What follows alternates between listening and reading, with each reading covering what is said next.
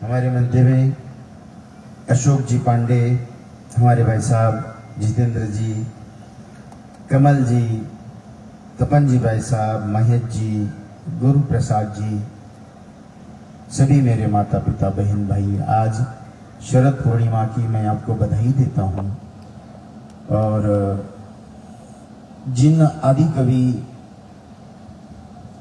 राम को एक राम रूपी सागर को एक कुंभ में बांधने का कार्य, ऐसे हमारे वाल्मीकि जी महाराज की जयंती है, उनको भी नमन करता हूँ। आज हमारे प्रभाकर जी केलकर, उनका स्मरण करते हुए आध्यात्म होने के कारण सबसे पहले आध्यात्मिक चर्चा करूंगा। ये रास है। मैंने पहले भागवत का एक श्लोक कहा, भगवान अपि तारात्रि शरद फुल्ल मल्लिका विक्षरंतु मनच्चक्रे योग माया उपासिता। इस जगत में संपत्ति, पद, पैसा, प्रतिष्ठा, ये आपको अपने जीवन में सम्मान दिला सकता है, लेकिन समाधान अगर कहीं चाहिए तो मेरे नारायण के चरणों में ही प्राप्त हो सकता है। तत्प्रसादात् परम शांति। संसार सागरम गंभीर पारम दुखोर विविध मोह मत्स्य तरंगे। ये जीवात्मा संसार में आने के बाद संताप, सफलता, असफलता, सुख, दुख, लाभ, हानि, यश, अपयश, उत्थान, पतन, मान, अपमान, लेकिन इन सभी में समत्व प्रदान करने का कार्य उस वृंदावन बाकी बिहारी की बांसुरी ही दे सकती है। अब रास कई प्रकार की, ज्यादा समय का बहुत समय भी आया है। रास 3 प्रकार की है, कायिक, वाचिक, मानसिक। गायनम, वादनम तथा नृत्यम एतम त्रयम भक्तिर उच्यते। गायनम, वादनम 18,000 गोपियां और 18,000 परमात्मा ने स्वरूप बनाकर नृत्य करने का कार्य उस नारायण ही कर सकता है। समरथ को नहीं दोष गुसाई। कायिक, वाचिक, वाणी के द्वारा निरंतर सततम कीर्तयन्तो माम ये जना परिउपा, सतत कीर्तन करना। ये वाणी की भी 4 प्रकार बताए। परा, पच्छन्ति, मध्यमा, वैखरी, उसके भी बड़े विभाग आते हैं। एक ही आत्मिक, चिदानंद रूपम शिवहम शिवहम, ऐसे 3 प्रकार की रास आज वही दिन है। मैं आपको सभी को बधाई देता हूं। मेरे नारायण आपके अंतर मन में निरंतर बसते हुए आपको सुख, शांति, सफलता, समृद्धि, साधना, स्वात्म दर्शन मेरे नारायण आपको कराए। आपके अंतर भाव में निरंतर उनकी स्थापना बनी रहे, ये मैं नारायण के चरणों में प्रार्थना करता हूँ।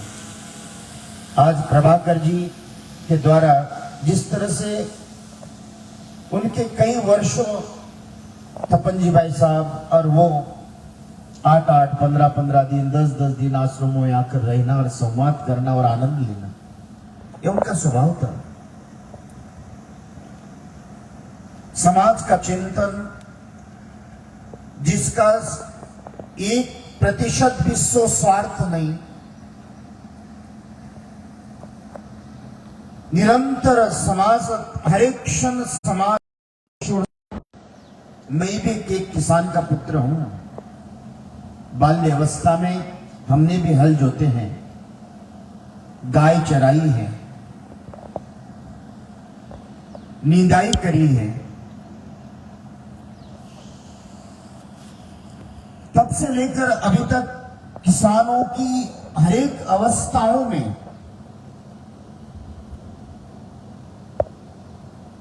पूरे देश के कोई भी व्यक्ति आत्महत्या नहीं करता है, लेकिन इस देश का एक अपने इतना मेहनत करने के बाद भी उसको आत्महत्या करनी पड़ती है। यही देश की दुर्दशा है, ये दारिद्र्यता है, ये दुख का विषय है।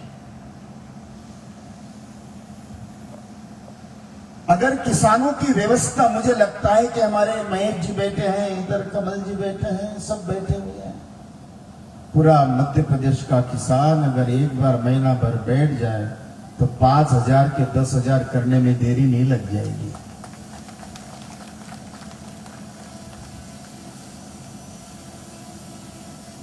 संघ में निश्चित रूप से जहां संगठन में बड़ी शक्ति होती है। वेदों में अब उधर नहीं जाऊंगा, लेकिन आज इस किसानों की दुर्दशा के कारण ही आज विश्व में चिंता का विषय है। आपको लगता है कि कोरोना काल बड़ा कठिन था, आज इसी अन्न के कारण कैंसर काल कठिन आएगा। आप लिख के रखना। चाणक्य नीति का एक श्लोक है, शाकेन रोगा वर्धन्ते पैसा वर्धते तनु गतेन तेज वर्धन्ते मांसम मांस प्रवर्धते। जो भी हम लोग अन्न जो खा रहे हैं ये रोग युक्त अन्न है, रोग मुक्त अन्न नहीं है। अगर इस रोग मुक्त अन्न करना है तो मुझे लगता है कि हमारे सभी किसान संघ को आज 300-250 आपके पास एप्लीकेशन आई। मैं तो समझता हूं कि तब अपनी सफलता मानना कि 55,000 गांवों की एप्लीकेशन हमारे किसान संघ में आ जाए। कौन काज कठिन जग माई, जो नहीं हो तो ताप तुम पाई। तुलसी बाबा कहते हैं, और मैं किसान संघ से कहूंगा, साल भर में या 6 महीने में हर एक प्रांत में 10-15 दिन मुझे ले लीजिए। मैं रोज आपके क्षेत्र में आकर बोले तो सही, जन जागृति तो हो, सरकार आधारित नहीं समाज आधारित की कृषि हो। हर एक कार्य सरकार को देने के बजाय अपने स्वयं भी और समाज भी।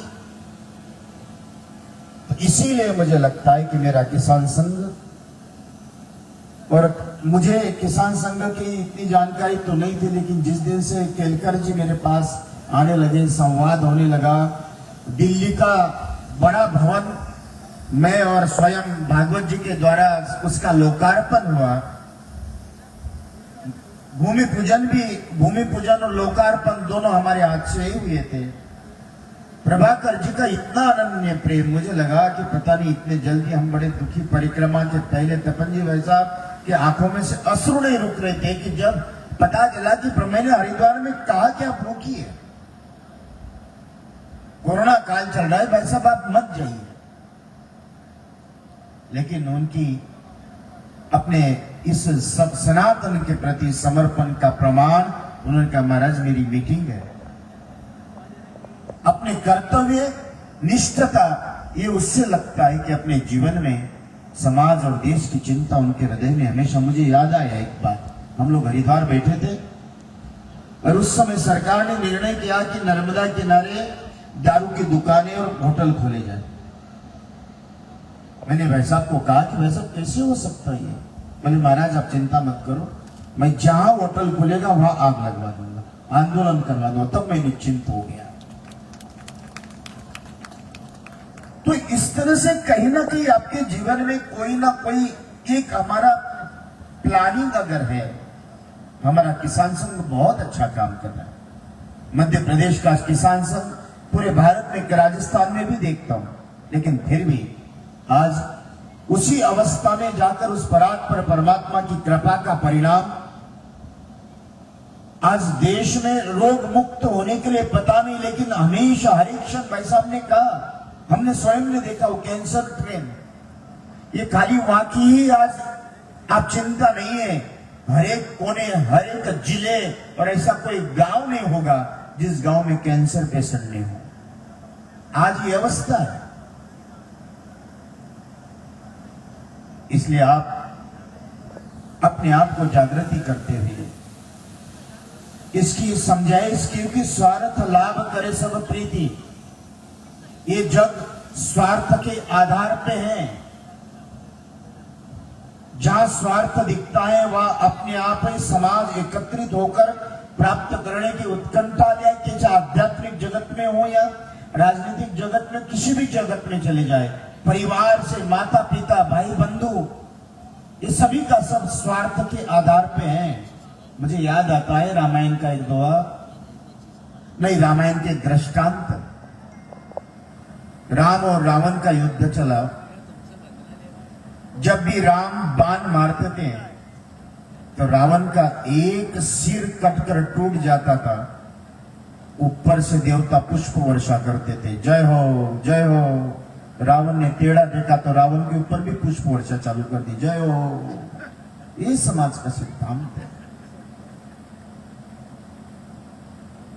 समाज वास्तविकता में सत्यता के साथ चले, देश का चिंतन हो, सनातन का चिंतन हो, ये बहुत कम लोगों में, और इसी के कारण आज पूरे देश में सनातन के ऊपर प्रहार किया जा रहा है। जिस दिशा में देखें, चाहे मुस्लिम समाज हो, क्रिश्चियन समाज हो, देश के अनेक प्रकार के, वो तो छोड़ो, हमारे देश के ही लोग ये देश विरोधी काम, संसद जैसे क्षेत्र में जाकर जय फिलिस्तीन बोलने वाले, ऐसे भी आज बाबर इस देश में हमारे, चाहे हम लोग औरंगजेब हमारे देश में किसी न किसी रूप में विराजित है।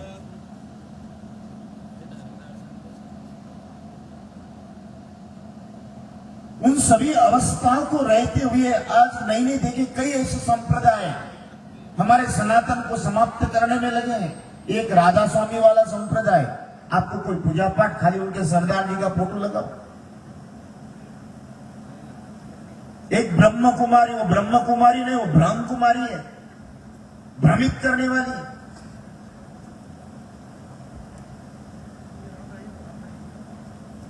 जो स्वयं 1965 में जन्मा हुआ और स्वयं ब्रह्मा बनकर घूमता है, क्या मूर्खता।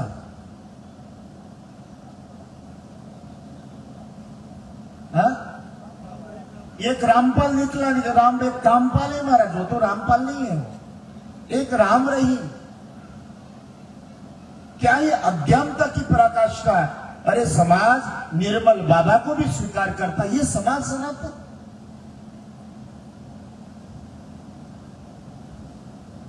इन सभी विषयों के ऊपर चिंतन वे विषय नहीं है।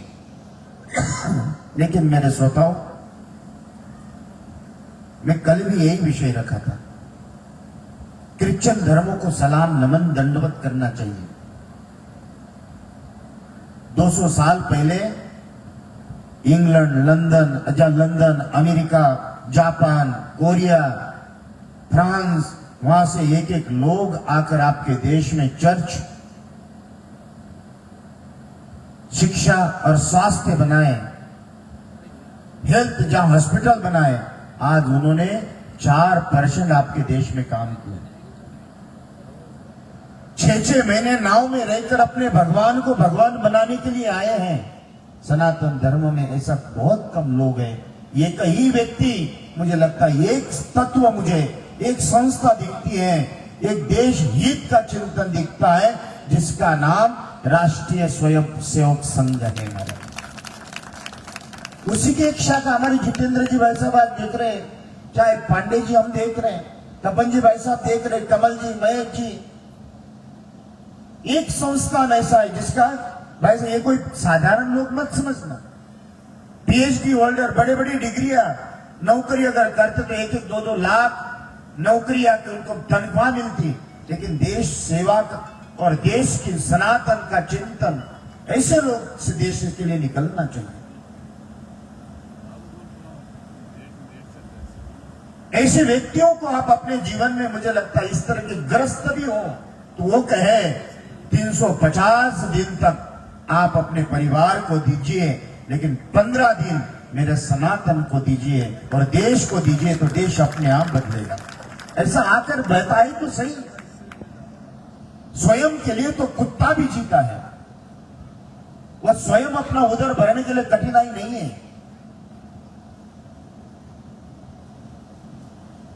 लेकिन इस तरह से चाहे किसान हो, चाहे देश के सनातन हो, हमारे संस्कार हो, कई प्रकार की चर्चा हम लोग देखते हुए मुझे लगता है कि चाहे प्रभाकर जी को इसलिए स्मरण आता है, जितेंद्र जी भाई साहब है, कमल जी है, महेश जी है, पांडे जी है, निश्चित रूप से हमारे लिए बहुत बड़ी प्रेरणा है। राष्ट्रीय सेवक डॉक्टर हेगड़ेवार ये कोई साधारण व्यक्तित्व नहीं है। 1900 साल पूरे होने में आए आ रहे, निश्चित रूप से वो कहीं ना कहीं अपने जगत के जीवन के पूर्व जन्म के कहीं ना कहीं उनको तपस्वी योगी जपी तपी कहते हैं कि सप्त ऋषि बार बार जन्म लेते हैं। मैं तो उन्हीं सप्त ऋषियों में से एक ऋषि मानता हूं डॉक्टर हेगड़ेवार को, जो आज हम लोग किसान संघ आज बैठकर समाज का चिंतन कर रहे हैं। ये उनकी देन है। अगर वो नहीं होते तो किसान संघ कहां होता।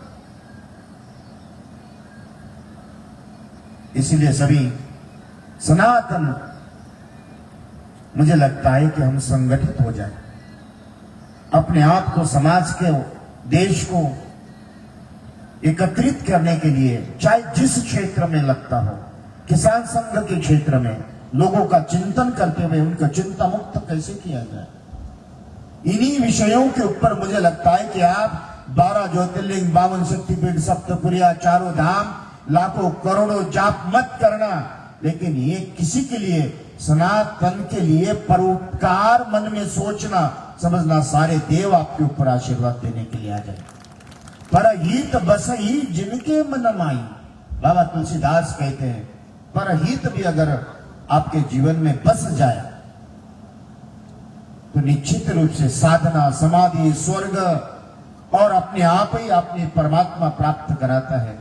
इसलिए ईश्वर का चिंतन करते हुए मैं सभी किसान संघ से यही कहूंगा कि मुझे इस शरीर का भी थोड़ा, रोज तो नहीं, मैं कथाओं भी रहते, लेकिन 6 महीने में 7-8 दिन का उपयोग तो करा करें, भ्रमण तो करा करें। मैं तो लोगों में जागृति आ गई, बड़े बड़े शहरों में नहीं, छोटे छोटे गांव में ही घूमो। तो एक बार ऐसा 2, 4, 5 दिन हम तो करते ही हैं, आप भी कर ही रहे हो, लेकिन समाज में जागृति, लेकिन समाज बहुत कठिन है। समाज में इस तरह से फिर भी हम पूरा पुरुषार्थ और अपना प्रयत्न निश्चित रूप से उस अवस्था तक ले जाने का कार्य हम लोग बीज डला है। हम लोगों ने देखा है कि 35 आवेदनों के बाद आज 245 आवेदन आए हैं। ये आपका पुरुषार्थ है और मुझे लगता है इसी से अगर हम लोग नाना प्रकार की पूजा करने के लिए कई जरूरत नहीं है, मुझे लगता है यही अगर करोगे तो प्रभाकर जी भी बड़े प्रसन्न होकर आपके ऊपर आशीर्वाद और इसी सफलता के लिए निरंतर उनको यही भाव रहेगा कि नहीं, मैंने जो जिस तरह से मुझे किया गया, मैंने कार्यकर्ता तैयार किए, यही उनको प्रसन्नता का विषय है। और प्रभाकर जी को बहुत बहुत और हमेशा उनका आशीर्वाद हमारे ऊपर बना रहे। एक और मेरे से बड़ा स्नेह रखने वाले भगवत शरण जी माथुर बहुत स्नेह रखते थे। मेरा मन था नर्मदा गीता के ऊपर उन्होंने बहुत काम किया। हम चिंतन करेंगे कि उनके नाम से भी एक पुरस्कार आगामी चालू किया जाए। ये परंपरा नहीं है, लेकिन फिर भी श्रेष्ठ व्यक्तियों के लिए राजनीति प्रचारक से उठकर अगर उस तरह का हम लोग काम करते हैं तो निश्चित रूप से परिणाम आता है, लोगों को प्रेरणा मिलती है, लोग उसमें अपना और दृढ़ता के साथ आगे काम करते हैं। उसको अन्यथा न लेकर ये समाज हित के लिए, समाज को प्रेरित करने के लिए, समाज अपने आप संस्कारित करने के लिए, इस तरह से मुझे लगता है कि जो भी नर्मदा जी और गीता के ऊपर अच्छा काम करने वाला है उसको साल भर में 3 पुरस्कार आश्रम देगा। ये हम तपन जी भाई साहब, हम लोग सभी नियम, और मैं मुझे लगता है ये इन्हीं के ऊपर दायित्व, जितेंद्र जी भाई साहब के ऊपर दायित्व तो वो तो बिल्कुल दोनों प्रदेश के लोगों का चयन करते हुए उनके नाम से उनको गीता या नर्मदा सेवा यात्रा, जो भी नर्मदा मैया का काम करता है उसको पुरस्कृत करने के लिए मैं जल्दी से जल्दी उस परमात्मा से यही प्रार्थना करता हूं कि हमारे माथुर साहब वाकई में ये 2 लोग हमारे ऐसे थे। और अभी भी बहुत मेरा जितेंद्र जी भाई साहब हो गए, इतना अनन्य इनका मेरे प्रति, या तपन जी भाई साहब हो गए, विश्वजीत जी भाई साहब, इनका